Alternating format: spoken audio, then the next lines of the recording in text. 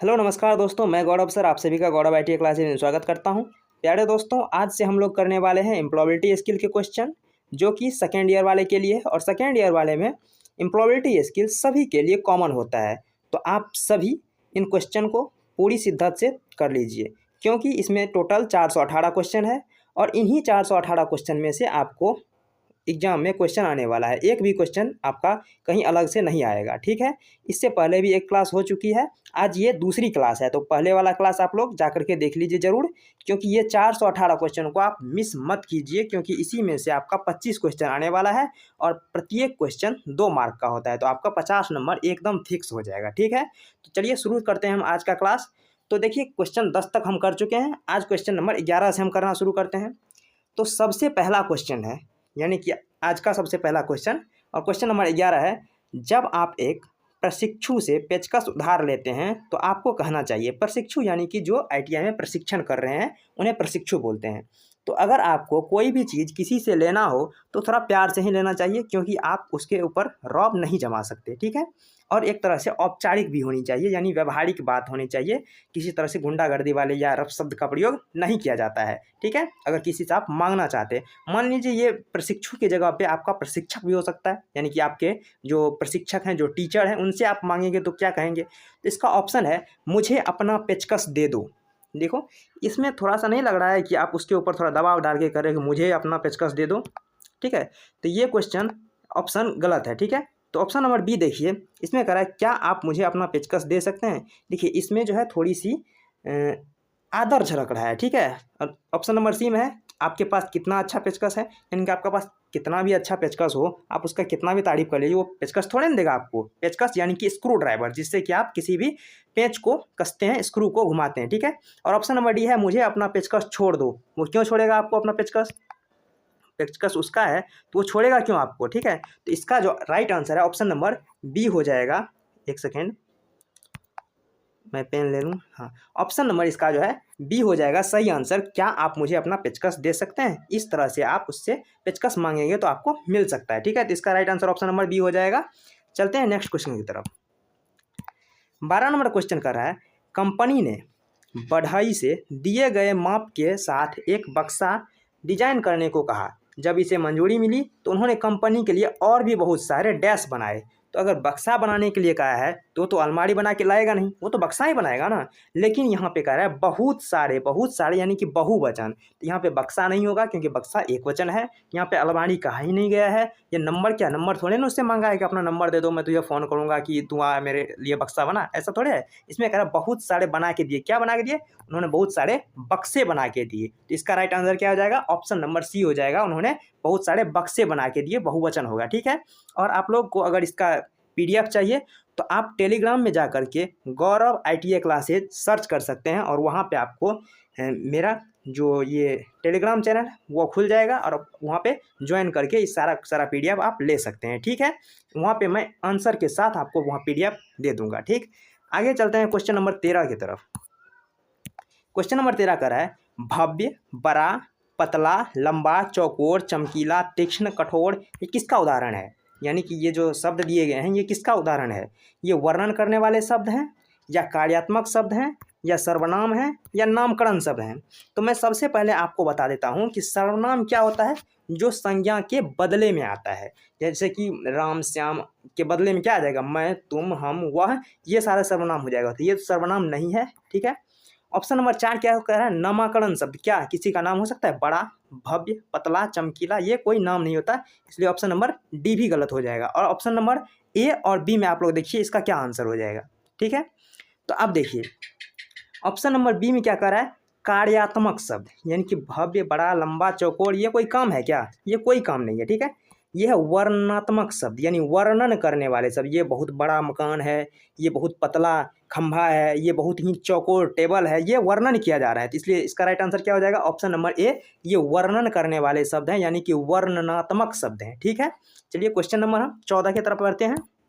अगला क्वेश्चन है, टेबल, तार, सॉकेट, केबल, हथौड़ा, पाइप, कील, पाइप, मोटर, रेफ्रिजरेटर, ये किसके उदाहरण है? देखिए ये कार्यात्मक शब्द है क्या? नहीं है, क्योंकि ये कोई काम नहीं बता रहा है। क्या वो कहता है वो तुम टेबल कर लो, ये कुर्सी कर लो, ऐसा नहीं होता। ये कार्यात्मक शब्द नहीं है, तो सर्वनाम भी तो नहीं है, कार्यात्मक शब्द नहीं है, सर्वनाम भी नहीं है। वर्णन करने वाले शब्द, क्या टेबल से वर्णन किया जा रहा है कि वह टेबल, मतलब ये वर्णन करने वाला शब्द तो है नहीं। यह है नामकरण शब्द, किसी का नाम है, यानी हथौड़ा एक वस्तु है तो वस्तु का नाम हथौड़ा है, कील है, पाइप है, तो इसका राइट आंसर हो जाएगा ऑप्शन नंबर डी, यानी नामकरण शब्द, यानी नाम है ये वस्तु का। ठीक है, तो इसका right answer option number D हो जाएगा 14 नंबर का। हम चलते हैं क्वेश्चन नंबर 15 की तरफ। 15 नंबर क्वेश्चन है, ठीक करना, मापना, खींचना, उठाना, पीसना, मिलाना, चलाना, ये शब्द किसके उदाहरण हैं? देखिए सर्वनाम तो नहीं होगा, सर्वनाम में वह, यह, मैं, तुम, यानी संज्ञा के बदले में आना चाहिए, सर्वनाम नहीं है। कार्यात्मक, क्या ये कर रहा है ठीक करना, ये कोई कार्य कर रहा है क्या? हाँ बिल्कुल कर रहा है, तो इसलिए इसका राइट आंसर क्या हो जाएगा? कार्यात्मक। ऑप्शन नंबर सी और डी भी देख सकते हैं। वर्णनात्मक, ये वर्णन नहीं कर रहा है, क्योंकि वर्णन करने के लिए उसका गुण बतलाना पड़ता है, तभी वर्णन करने वाले शब्द होते हैं। इसमें कोई गुण नहीं बता रहा है, इसमें वो काम करने के लिए बता रहा है, इसलिए इसका आंसर क्या हो जाएगा? कार्यात्मक। और ऑप्शन नंबर डी है नामकरण शब्द, तो ये किसी का कोई भी नाम नहीं है, इसलिए 15 का जो राइट आंसर हो जाएगा कार्यात्मक शब्द, यानी कि 15 का ऑप्शन हो जाएगा बी सही। अगले क्वेश्चन तरफ चलते हैं 16 नंबर पे। देखिए 16 नंबर में है कोमा, पूर्ण विराम, प्रश्नवाचक चिन्ह, ये उदाहरण है। ये किसका उदाहरण है? ये डिजाइन है। क्या आप लोग कभी अगर कुछ लिखते हैं तो उसमें क्या मन किया तो ऐसा डिजाइन बना दिए, कभी मन किया तो ऐसा डिजाइन बना दिए, कभी ऐसा डिजाइन बना दिए, कभी कोमा लगा दिए, ये क्या डिजाइन है क्या? बिल्कुल नहीं, ये डिजाइन नहीं है, ये लिखने का जो है तरीका है। इसमें बहुत सारे तरह के लिखे जाते हैं। देखिए विराम चिन्ह, ये बिल्कुल विराम चिन्ह है, क्योंकि देखिए कहीं कोमा, कभी पूर्ण विराम, तो कभी प्रश्नवाचक चिन्ह, ये क्या है? विराम चिन्ह है। तो इसका राइट आंसर क्या हो जाएगा? ऑप्शन नंबर बी हो जाएगा। कोमा, पूर्ण विराम, प्रश्नवाचक चिन्ह, ये सभी क्या है? विराम चिन्ह है। तो 16 का आंसर क्या हो जाएगा? Option number B. और औपचारिक अनौपचारिक का कोई बनता ही नहीं, तो कोई नहीं है, नहीं ये भी नहीं होगा, इसलिए right answer option number B हो जाएगा, विराम चिन्ह। अगले क्वेश्चन तरफ चलते हैं। अगला क्वेश्चन है 17 नंबर, आपसे अनुरोध है कि दिए गए कार्य को सोमवार तक पूरा करने, यह उदाहरण है। यानी कि इस तरह से कोई कह रहा है कि आपसे ये अनुरोध करता हूं कि आपको जो काम दिया गया उसको ही पूरा करें। यानी कि आपको टीचर कहेंगे कि बच्चों मैं आपसे अनुरोध करता हूं कि मैं जो भी क्वेश्चन कराऊंगा आप उसे बार बार रिपीट करके देखोगे। ठीक है, तो देखिए ये क्या है? सभ्य संचार है। हाँ सभ्य संचार तो है, ठीक है, किसी के साथ असभ्यता से बात नहीं किया जा रहा है। मौखिक है, हाँ मौखिक भी है।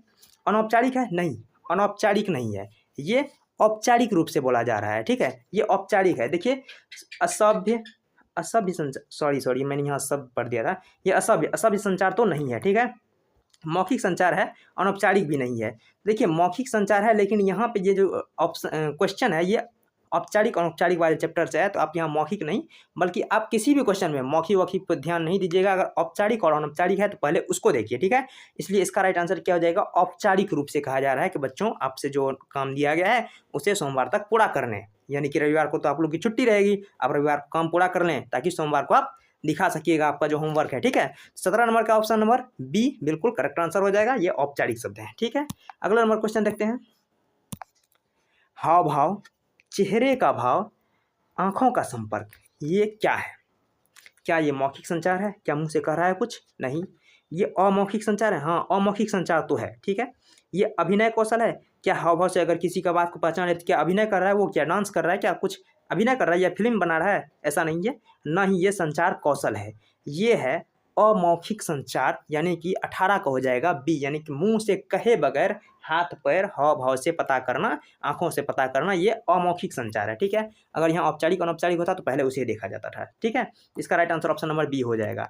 आप लोग इसे अगर एक बार में नहीं होता है तो 2 बार इसे कर लीजिए, 2 बार से अधिक करने की जरूरत नहीं है, आपको एग्जाम में आराम से आप आंसर दे सकते हैं। देखिए कुछ क्वेश्चन ऐसे हैं, 50% क्वेश्चन ऐसा है एम्प्लॉयबिलिटी स्किल का, जिसे आप अगर बिना पढ़े भी क्वेश्चन लगाए ना तो आपका 50% सही हो जाएगा, लेकिन 50% क्वेश्चन ऐसा है जिसे आपको पढ़ना ही पड़ेगा। ठीक है, तो इसका राइट आंसर क्या हो जाएगा?